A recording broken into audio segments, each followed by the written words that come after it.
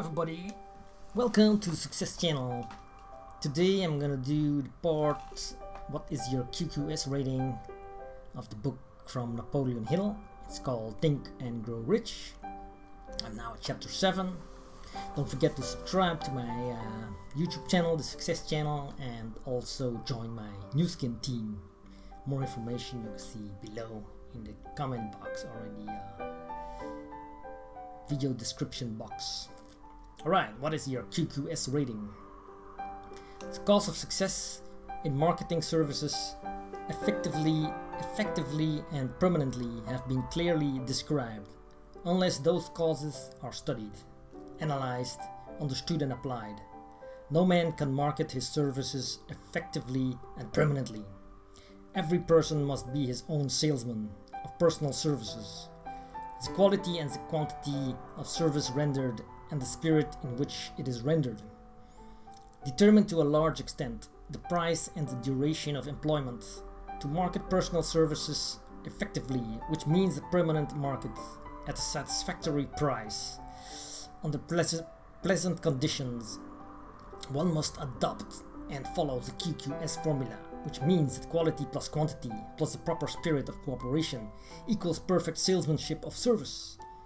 Remember the QQS formula, but do more, apply it as a habit. Let us analyze the formula to make sure we understand exactly what it means. Quality of service shall be construed to mean the performance of every detail in connection with your position in the most efficient manner possible, with the object of greater efficiency always in mind.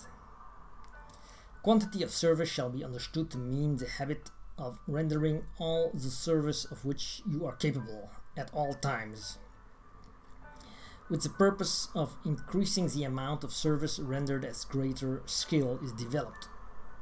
Through practice and experience, emphasis is again placed on the word habit. Spirit of service shall be construed to mean the habit of agreeable and harmonious conduct, which will induce cooperation from associates and fellow employees. So you have quality, quantity, and spirit. Adequacy of quality and quantity of service is not sufficient to maintain a permanent market for your services. The conduct or the spirit in which you deliver service is a strong determining factor in connection with both the price you receive and the duration of employment. Andrew Carnegie stressed this point more than others in connection with his description of the factors which lead to success in the marketing of personal services. He emphasized again and again the necessity for harmonious conduct. He stressed the fact that he would not retain any man, no matter how great a quantity or how efficient the quality of his work, unless he worked in a spirit of harmony. Mr. Carnegie insisted upon men being agreeable. To prove that he placed a high value upon this quality, he permitted many men who conformed to his standards to become very wealthy. Those who did not conform had to make room for others. The importance of a pleasing personality has been stressed, because it is a factor which enables one to render service in the proper spirit. If one has a personality which pleases and renders service in a spirit of harmony, these assets often make up for deficiencies in both the quality and the quantity of service one renders. Nothing, however, can be successfully substituted for pleasing conduct. The capital value of your services. The person whose income is derived entirely from the sale of personal services is no less a merchant than the man who sells commodities, and it might well be added such a person is subject to exactly the same rules of conduct as a merchant who sells merchandise. This has been emphasized because the majority of people who live by the sale of personal services make the mistake of considering themselves free from the rules of conduct and the responsibilities attached to those who are engaged in marketing commodities. The new way of marketing services has practically forced both employer and employee into partnership alliances through which both take into consideration the rights of the third party. The publics they serve.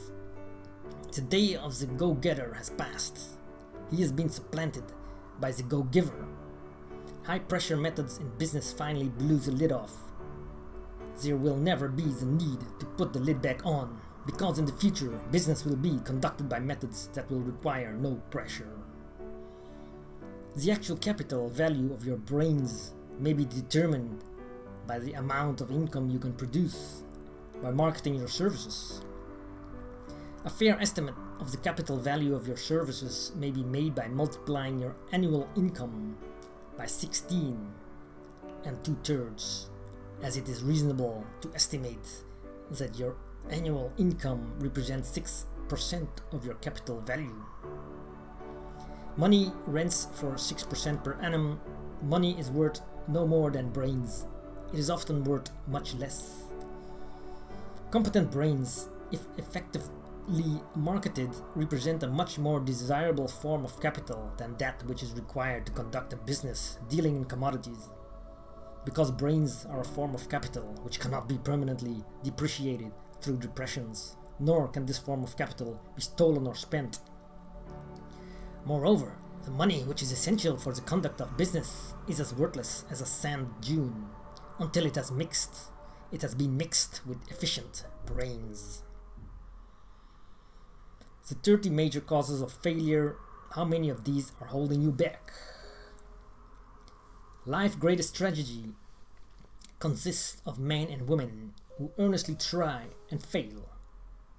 The tragedy lies in the overwhelmingly large majority of people who fail as compared to the few who succeed. I have had the privilege of analyzing several thousand men and women, 98% of whom were classed as failures. There is something radically wrong with a civilization and a system of education, which permits 98% of the people to go through life as failures. But I did not write this book for the purpose of moralizing on the rights and wrongs of the world. That would require a book 100 times the size of this one. My analysis work proved that there are 30 major reasons for failure. 30 major reasons for failure. And 13 major principles through which people accumulate fortunes. In this chapter, a description of the 30 major causes of failure will be given. As you go over the list, check yourself by it, point by point, for the purpose of discovering how many of these causes of failure stand between you and success. Unfavorable hereditary background. There is but little, if anything, which can be done for people who are born with a deficiency in brain power. This philosophy offers but one method of bridging this weakness: through the aid of the mastermind. Observe with profit, however, that this is the only one of the 30 causes of failure which may not be easily corrected by any individual. 2. Lack of well-defined purpose in life. There is no hope of success for the person who does not have a central purpose or definite goal at which to aim. 99 out of every 100 of those whom I have analyzed had no such aim. Perhaps this was the lack of ambition to aim above mediocrity. We offer no hope for the person who is so indifferent as not to want to get ahead in life and who is not willing to pay the price. Insufficient education. This is a handicap which may be overcome with comparative ease. Experience has proven that the best educated people are often those who are known as self-made or self-educated. It takes more than a college degree to make one a person of education. Any person who is educated is one who has learned to get whatever he wants in life without violating the rights of others. Education consists not so much of knowledge, but of knowledge effectively and persistently applied. Men are paid not merely for what they know, but more particularly for what they do with that which they know. Lack of self-discipline. Discipline comes through self-control. This means that one must control all negative qualities before you can control conditions. You must first control yourself. Self-mastery is the hardest job you will ever tackle. If you do not conquer yourself, if you do not conquer self, you will be conquered by self. You may see at one and the same time both your best friend and your greatest enemy by stepping in front of a mirror. Ill health. No person may enjoy outstanding success without good health. Many of the causes of ill health are subject to mastery and control. These, in the main, are overeating of foods not conducive to health, wrong habits of thought giving expression to negatives, wrong use of and overindulgence in sex, lack of proper physical exercise, an inadequate supply of fresh air due to improper breathing. 7. Unfavorable environmental influences during childhood. As the twig is bent, so shall the tree grow. Most people who have criminal tendencies acquire them as a result of bad environments and improper associates during childhood. Procrastination. This is one of the most common causes of failure. Old man procrastination stands within the shadow of every human being, waiting his opportunity to spoil one's chances of success. Most of us go through life as failures because we are waiting for the time to be right, to start doing something worthwhile. Do not wait. The time will never be just right. Start where you stand and work with whatever tools you have at your command, and better tools will be found as you go along. 9. Lack of persistence. Most of us are good starters, but poor finishers of everything we begin. Moreover, people are prone to give up at the first signs of defeat. There is no substitute for persistence. The person who makes persistence his watchword discovers that old man failure finally becomes tired and makes his departure. Failure cannot cope with persistence. 10. Negative personality. There is no hope of success for the person who repels people through a negative personality. Success comes through the application of power, and power is attained through the cooperative efforts of other people. A negative personality will not induce cooperation. 11. Lack of controlled sexual urge. Sex energy is the most powerful of all the stimuli which move people into action, because it is the most powerful of the emotions. It must be controlled through transmutation and converted into other channels. Uncontrolled desire for something for nothing. The gambling instinct drives millions of people to failure. Evidence of this may be found in a study of the Wall Street crash of '29, during which millions of people tried to make money by gambling on stock margins. 13. Lack of well-defined power of decision. Men who succeed reach decisions promptly and change them, if at all, very slowly. Men who fail reach decisions, if at all, very slowly, and change them frequently and quickly. Indecision and procrastination are twin brothers. Where one is found, the other may usually be found also. Kill off this pair before they completely hog-tie you to the treadmill of failure. 14. One or more of the 6 basic fears. These fears have been analyzed for you in the later chapter. They must be mastered before you can market your services effectively. 15. Wrong selection of a mate in marriage. This, a most common cause of failure. The relationship of marriage brings people intimately into contact. Unless this relationship is harmonious, failure is likely to follow. Moreover, it will be a form of failure that is marked by misery and unhappiness, destroying all signs of ambition. 16. Overcaution. The person who takes no chances generally has to take whatever is left when others are through choosing. Overcaution is as bad as undercaution. Both are extremes to be guarded against. Life itself is filled with the element of chance. 17. Wrong selection of associates in business.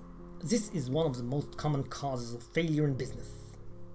In marketing personal services, one should use great care to select an employer who will be an inspiration and who is himself intelligent and successful. We emulate those with whom we associate most closely. Pick an employer who is worth emulating. Superstition and prejudice. Superstition is a form of fear. It is also a sign of ignorance. Men who succeed keep open minds and are afraid of nothing. Wrong selection of a vocation. No man can succeed in a line of endeavor which he does not like. The most essential step in the marketing of personal services is that of selecting an occupation into which you can throw yourself wholeheartedly. 20. Lack of concentration of effort. The jack of all trades seldom is good at any. Concentrate all of your efforts on one definite chief aim. 21. The habit of indiscriminate spending.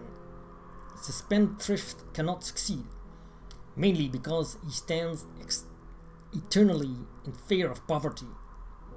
Forms a habit of systematic saving by putting aside a definite percentage of your income. Money in the bank gives one a very safe foundation of courage when bargaining for the sale of personal services. Without money, one must take what one is offered and be glad to get it. 22. Lack of enthusiasm. Without enthusiasm, one cannot be convincing. Moreover, enthusiasm is contagious, and the person who has it under control is generally welcome in any group of people. 23. Intolerance. The person with the closed MMD on any subject seldom gets ahead. Intolerance means that one has stopped acquiring knowledge. The most damaging forms of intolerance are those connected with religious, racial, and political differences of opinion. 24. Intemperance. The most damaging forms of intemperance are connected with eating, strong drink, and sexual activities. Overindulgence in any of these is fatal to success. 25. Inability to cooperate with others. More people lose their positions and their big opportunities in life because of this fault than for all other reasons combined. It is a fault which no well-informed businessman or leader will tolerate. 26. Possession of power that was not acquired through self-effort. Sons and daughters of wealthy men and others who inherit money which they did not earn. Power in the hands of one who did not acquire it gradually is often fatal to success. Quick riches are more dangerous than poverty. Intentional dishonesty. There is no substitute for honesty. One may be temporarily dishonest by force of circumstances over which one has no control without permanent damage, but there is no hope for the person who is dishonest by choice. Sooner or later, his deeds will catch up with him, and he will pay by loss of reputation, and perhaps even loss of liberty. 28. Egotism and vanity. These qualities serve as red lights which warn others to keep away. They are fatal to success. Guessing instead of thinking. Most people are too indifferent or lazy to acquire facts with which to think accurately. They prefer to act on opinions created by guesswork or snap judgments. 30. Lack of capital. This is a common cause of failure among those who start out in business for the first time, without sufficient reserve of capital to absorb the shock of their mistakes and to carry them over until they have established a reputation. 31. Under this, name and particular cause of failure from which you have suffered that has not been included in the foregoing list. In these 30 major causes of failure is found a description of the tragedy of life, which obtains for practically every person who tries and fails. It would be helpful if you can induce someone who knows you well to go over this list with you and help to analyze you by the 30 causes of failure. It may be beneficial if you try this alone. Most people cannot see themselves as others see them. You may not be one who cannot. The oldest of admonitions is, man, know thyself. If you market merchandise successfully, you must know the merchandise. The same is true in marketing personnel services. You should know all of your weaknesses in order that you may either bridge them or eliminate them entirely. You should know your strength in order that you may call attention to it when selling your services. You can know yourself only through accurate analysis. The folly of ignorance in connection with self was displayed by a young man who applied to the manager of a well-known business for a position. He made a very good impression until the manager asked him what salary he expected. He replied that he had no fixed sum in mind. Lack of a definite aim. The manager then said, "We will pay you all you are worth. Alter, we try you out for a week." "I will not accept it," the applicant replied, "because I am getting more than that where I am now employed." Before you even start to negotiate for a readjustment of your salary in your present position or to seek employment elsewhere, be sure that you are worth more than you now receive. It is one thing to want money, everyone wants more, but it is something entirely different to be worth more. Many people mistake their wants for their just dues. Your financial requirements or wants have nothing whatever to do with your worth. Your value is established entirely by your ability to render useful service, of your capacity to induce others to render such service. Well, that was another part of chapter 7. I'll continue with take inventory of yourself. 28 questions you should answer in the next video. 28 points. Thanks for watching this video and subscribe to the channel and join my new skin team.